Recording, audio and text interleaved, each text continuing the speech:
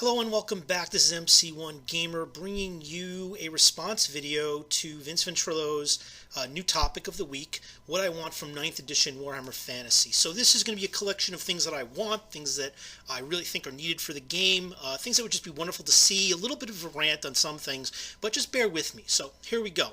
First, let me start by saying that I'm not asking for middle ground here. I'm asking for perfection. There's nothing wrong with yearning for a game that, if possible, inspires the same holy shit moment that a teenage boy had when he first saw a real breast up close in person at summer camp in the Arts and Crafts Hall. What do I want from 9th edition? I want everything. Here's a few ideas. Clean up the rules, clean up the writing, streamline gameplay. I'm tired of FAQ documents, the length of a calculus textbook. Let's see a system that is clear to read and understand, that allows for depth of play and strategic ideas while not forcing us to debate the definition of what the word is means. Cleaner rules that won't inhibit or discourage newer gamers from getting into the game. How about rules that get more complex as you get to bigger games, proportionate to the size of the warband or the army? Let's do away with the massive breaking the back tomes that we carry around, unless you do the digital side, which seems to be strangely all the same in expense. And let's have a simpler fundamental style of play and rules a rule set that applies to all games and allows all armies to join in all facets of the game as a result. I want for 9th quality assurance and play testing that leaves as little room for the rules, interpretation of the rules as possible. The whole rules versus as written versus rules as intended interpretation is ridiculous, and let's do this so that people can spend more time playing and less time debating.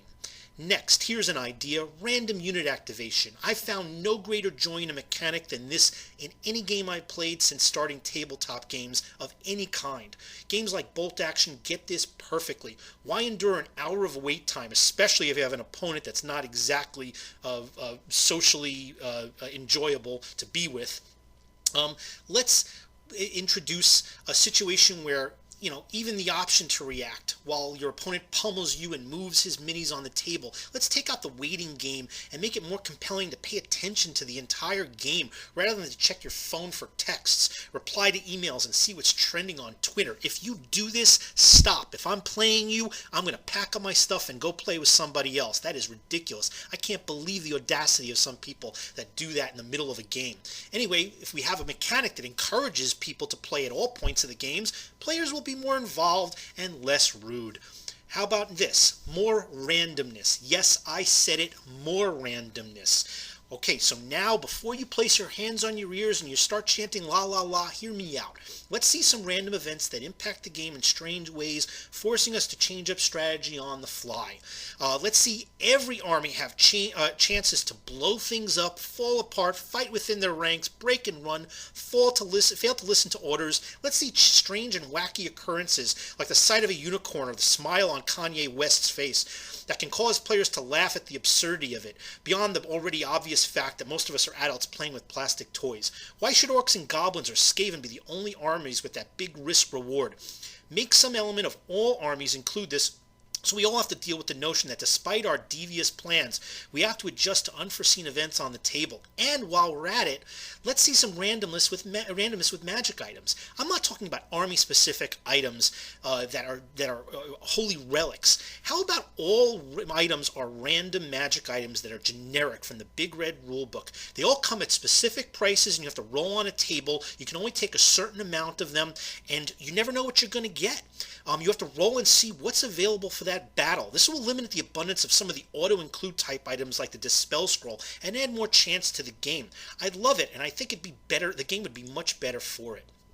Next, less gunpowder. Stay with me. I know you're already probably hating if you're anybody who's played a dwarf army or an empire army or even a Skaven army, but I'm going there. I'm not playing 40k here. If I wanted steampunk, machine guns, cannons, muskets, there are a wealth of games where I can get that. Sure, there should be some minor tech and even some magically similar machines with their themes. I don't want to lose that completely, but I want a more medieval weapons feel. The skull-crushing, chest-plate smashing, arm-cleaving, armor-piercing weapons that and the occasional rock lobbing, flaming tree limb rolling, spear throwing, and less boom bada boom from gunpowder weapons. That's not to say that I don't want the massive meteor swarms and fireballs and lightning blasts and other effects that may lead to huge sections of the ground erupting in debris and death, but let's keep the actual tech levels to a minimum.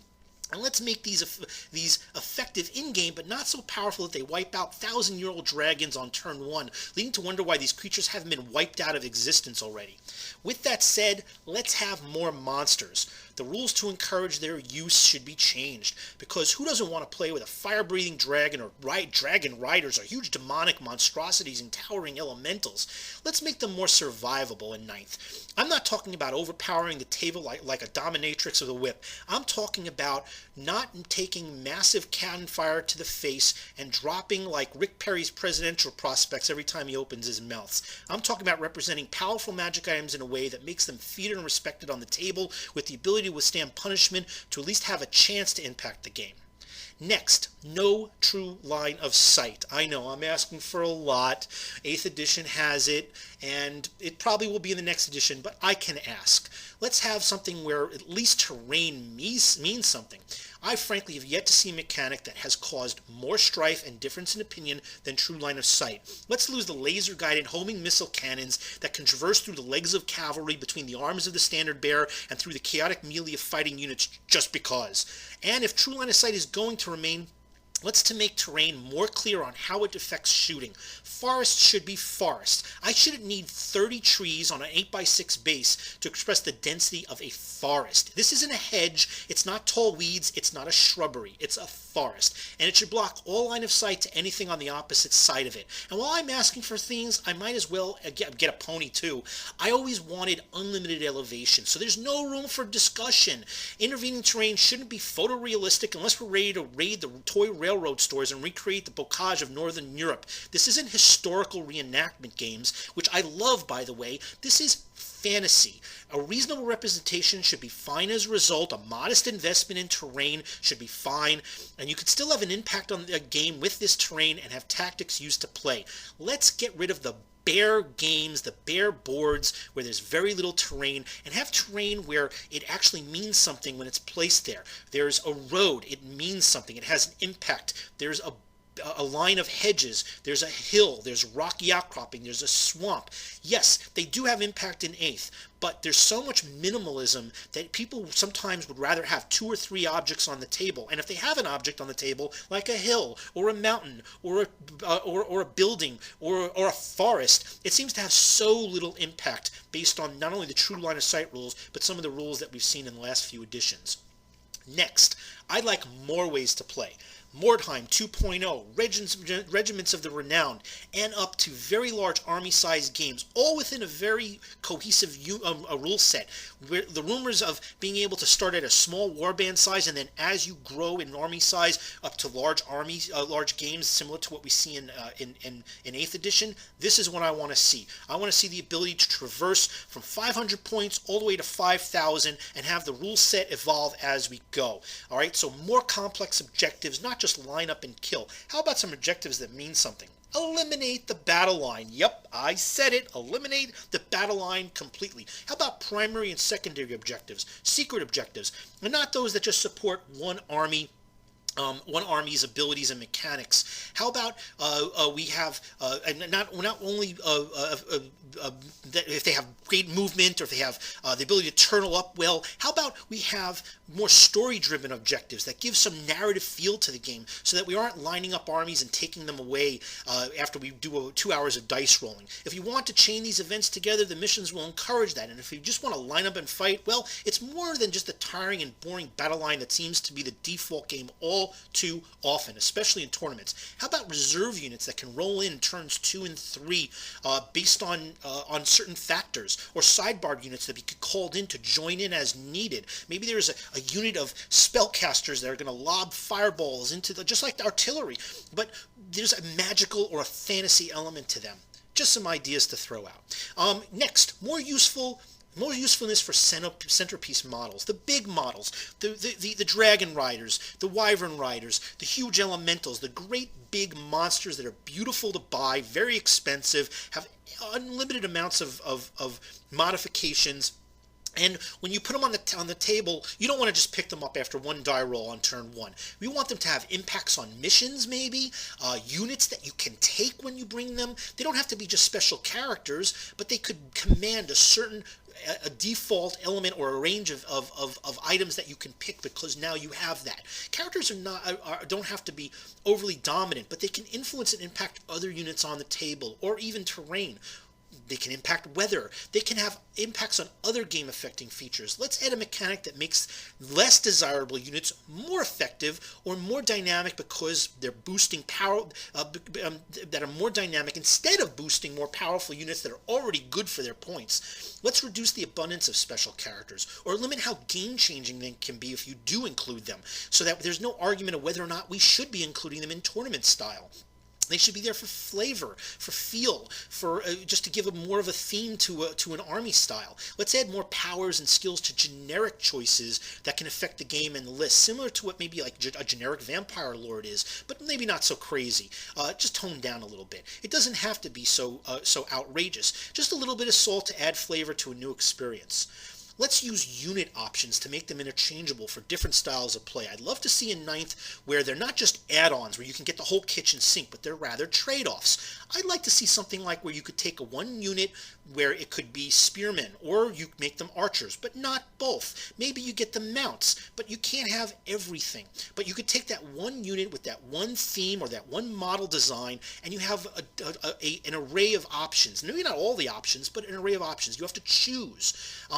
And then you could have some special effects as a default that you could have on the different types of choices you have. So even though you might have a basic baseline effect on a unit of that could be either spearmen or archers, they still could have a different flavor if you choose to make them, say, spearmen or archers or mounted. This kind of thing fits with the dual-use kits that GW has been putting out. Plenty of bits that come with it. We don't need units that can do everything all the time. Specialty units or generic units that can be modified for a situation or flavor, I think, are far more acceptable. Next, how about some female model options that will appeal to women and entice them to join the game? Warhammer, more often than not, is a sausage factory, and perhaps the presence of more women at gaming stores will help some of the guys who desperately need to up their interpersonal game, be less crude and rude, and actually learn some better social skills. And maybe they'll discover how to tuck in their shirts, wear clean clothes, and discover the use of soap, showers, and deodorant. But at the same time, I don't want to lose all those semi-adult themes. I want minis or heroes comprised of ladies, but sometimes I would like them to have pom-poms that harken back to the days when Barbie caused body image disorders as if straight out of a Van Halen video. And I'm not talking about Seagar era Van Halen. I'm talking David Lee Roth Van Halen. I'm hot for teacher days, an appeal for the little boy and all of us males who still want to see the leather and chainmail bikini-clad beauties grabbing at Conan's leg. That pulp fantasy feel that asks for no forgiveness and seeks no approval in an over-PC world. If we can find some balance there and still keep it classy so the ladies aren't driven away, at least we can have that option for those of us who do like that stuff. I want a weird, wacky roller coaster ride of a game where you're invested from the first die roll to the last, where every decision includes both players, where the pace of the game is such that it's not a slog to get from turn to turn. And if we're getting a change, let's experiment. Let's try some new things. I want Funhammer as much as Warhammer. Thanks for listening to my list and my semi-rant, and have a great day, everybody.